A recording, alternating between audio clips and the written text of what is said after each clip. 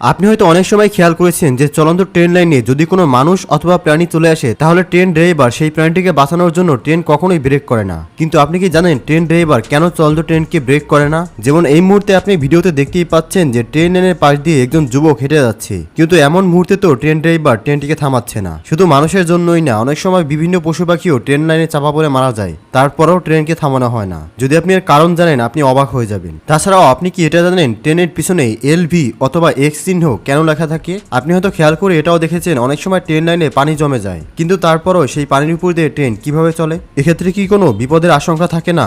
আর যদি থাকে তাহলে ট্রেন কিভাবে চলে? আজকের ভিডিওতে ট্রেন সম্পর্কে এমন কিছু তথ্য জানাবো যেগুলো জানলে আপনি অবাক হয়ে যাবেন। তাহলে চলুন শুরু করা যাক। তো চলুন সর্বপ্রথম জেনে নেই যে রেলওয়ে ট্র্যাকের উপর পানি ভরে যাওয়া সত্ত্বেও চালক কিভাবে ট্রেনটিকে চালিয়ে নিয়ে যায়। আসলে যদি রেলওয়ে ট্র্যাকের উপর 4 থেকে 6 ইঞ্চি পানি জমে যায় তখন ট্রেনগুলিকে অত্যন্ত ধীর গতিতে চালানো হয়। তাছাড়াও ট্র্যাক পরিবর্তন করার জন্য যে পয়েন্টসগুলো থাকে সেগুলোকে ম্যানুয়ালি ক্লাম্প করে তালা লাগিয়ে দেওয়া হয়। তারপরে ট্রেন কোনো রকম লাইন পরিবর্তন না করে সোজাসুজি চলতে থাকে। সোজাসুজি মানে হলো ধীরগতি লাইনের ট্রেনগুলি ধীরগতি লাইনেই চলবে এবং দ্রুতগতি লাইনের ট্রেনগুলি দ্রুতগতি লাইনেই চলবে। আসলে পানি জমে যাওয়ায় ট্রাক সার্কিটগুলি ফেল হয়ে যায়, এ কারণে গ্রিন সিগন্যালও ফেল হয়ে যায়। কিন্তু অটোমেটিক সিগন্যাল থেকে প্রত্যেক মেইন সিগন্যাল পোস্টে এই সিগন্যাল লেখা থাকে এবং ট্রেনগুলি এই সিগন্যালকে দেখেই 15 কিলোমিটার গতিবেগে চলে। আসলে মেইন সিগন্যালের নিচে যেই এ মার্কা লেটার থাকে তাকেই এ মার্কা সিগন্যাল বলে এবং এটিকে দেখেই ট্রেন চলে। এটিতে তেমন কোনো বিশেষ ঝুঁকি নেই, কেননা ট্রেন কেবলমাত্র 15 কিলোমিটার গতিতেই চলে। তবে এক্ষেত্রে যেহেতু ট্রেন পানির উপর দিয়ে চলছে, তাই পানির মধ্যে যদি ট্রেন লাইন ভাঙাও থাকে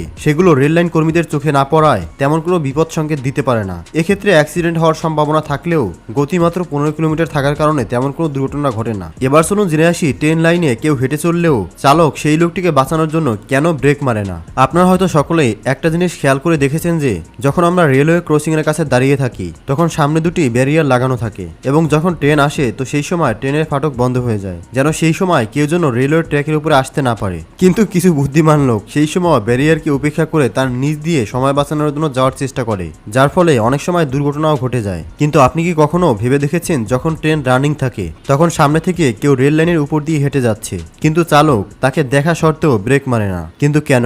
আসলে এমনটা এই জন্য করে যখন ট্রেনের সামনে কোনো জিনিস আছে তখন সেই ট্রেনকে থামানোর জন্য লোকো পাইলটকে এমার্জেন্সি ব্রেক অ্যাপ্লাই করতে হয় এবং সেই ট্রেনে যদি 20 থেকে 25টি বগি থাকে এবং সেই ট্রেনটি যদি ঘন্টায় 100 কিলোমিটার গতিতে চলে তখন ইমার্জেন্সি ব্রেক অ্যাপ্লাই করার জন্য কমপক্ষে অন্তত 850 মিটার দূরত্ব থাকা দরকার। এবং যদি কোনো চলন্ত ট্রেন পুরো লোড থাকে এবং সেটি যদি ঘন্টায় 80 কিলোমিটার গতিবেগে এগিয়ে যায় তখন সেক্ষেত্রে ইমার্জেন্সি ব্রেক অ্যাপ্লাই করার জন্য কমপক্ষে 1 কিলোমিটার দূরত্ব থাকা দরকার। তাই এতটা দূরত্ব থেকে সামনের জিনিসকে দেখতে পাওয়া খুবই কঠিন। তাছাড়াও যদি রেল লাইনের লাইন 2 ডিগ্রি তাপমাত্রায় মোড়ানো থাকে তখন 500 মিটার দূর থেকেও দেখা খুবই কঠিন। সেই জন্য ট্রেনের লোকো পাইলট যখন সামনে কোনো জিনিসকে দেখতে পায় তখন সে খুবই কম দূরত্বের মধ্যে থাকে, তাই লোকো পাইলট তখন কোনো কিছু দেখা সত্ত্বেও অন্য সাধারণ গাড়ির মতো ব্রেক মারতে পারে না। এমন অবস্থায় ট্রেনে থাকা হর্নই তার কাছে একমাত্র উপায় যে মাধ্যমে সে ওই ব্যক্তিকে সতর্ক করতে পারে। আর যদি এমন অবস্থায় লোকো পাইলট কোনোভাবে ব্রেকটিকে চাপ দিয়েও থাকে তাহলে কি হবে? তো দেখুন, যদি লোকো পাইলট সামনে কাউকে দেখার পর তৎক্ষণাৎ ব্রেকটিকে চাপ দেয় তাহলে যেটা ঘটবে সেটা আরো বিপজ্জনক হতে পারে।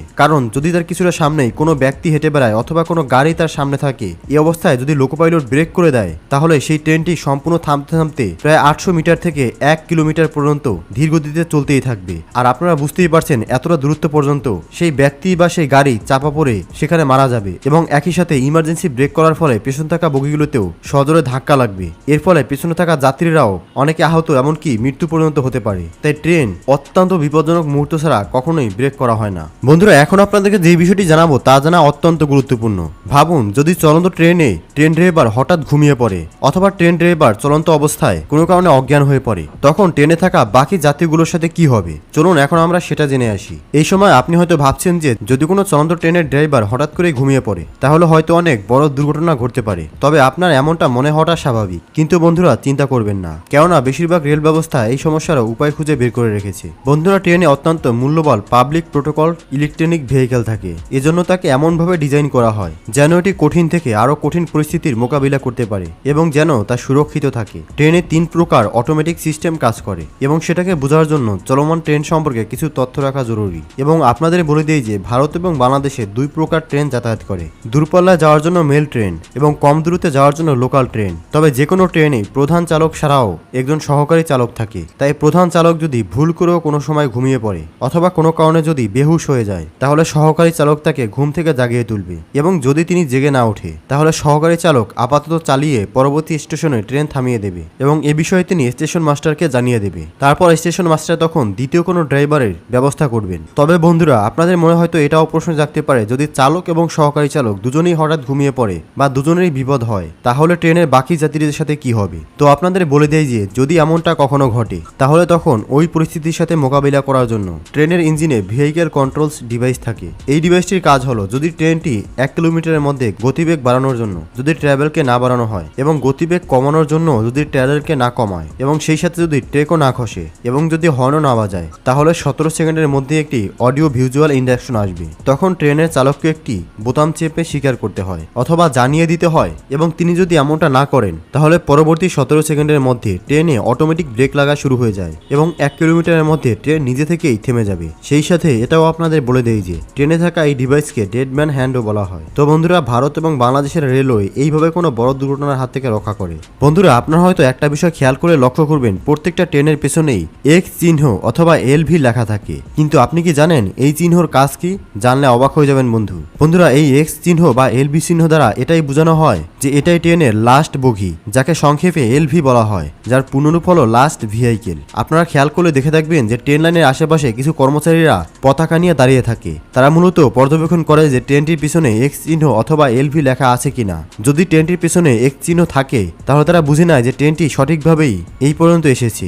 আর যদি ট্রেনটির পেছনে এক্স চিহ্ন অথবা এলভি না লেখা থাকে, তাহলে ওই কর্মচারী ধরে নেয় যে ট্রেনটি হয়তো অ্যাক্সিডেন্ট করে বাকি বগিগুলোকে হারিয়ে ফেলেছে। এবং যদি কখনো এলভি অথবা এক্স চিহ্ন না থাকে, তাহলে তৎক্ষণাৎ সামনে থাকা স্টেশন মাস্টারকে সেই কর্মচারী ফোন করে ঘটনা জানিয়ে দেয়, যেন তারা সতর্ক হয়ে যায়। এটা দ্বারা তারা বুঝতে পারে যে বাকি বগিগুলো হয়তো বা অ্যাক্সিডেন্ট হয়ে পিছনে পড়ে আছে এবং তারা সেই অনুযায়ী ব্যবস্থা গ্রহণ করে। তো বন্ধুরা, আশা করি এই ভিডিওর মাধ্যমে আপনি ট্রেন সম্পর্কে অনেক অজানা তথ্য জেনেছেন। তাই ভিডিওটিকে লাইক করার পর শেয়ার করে অন্যদেরকেও দেখার সুযোগ করে দিন। ধন্যবাদ।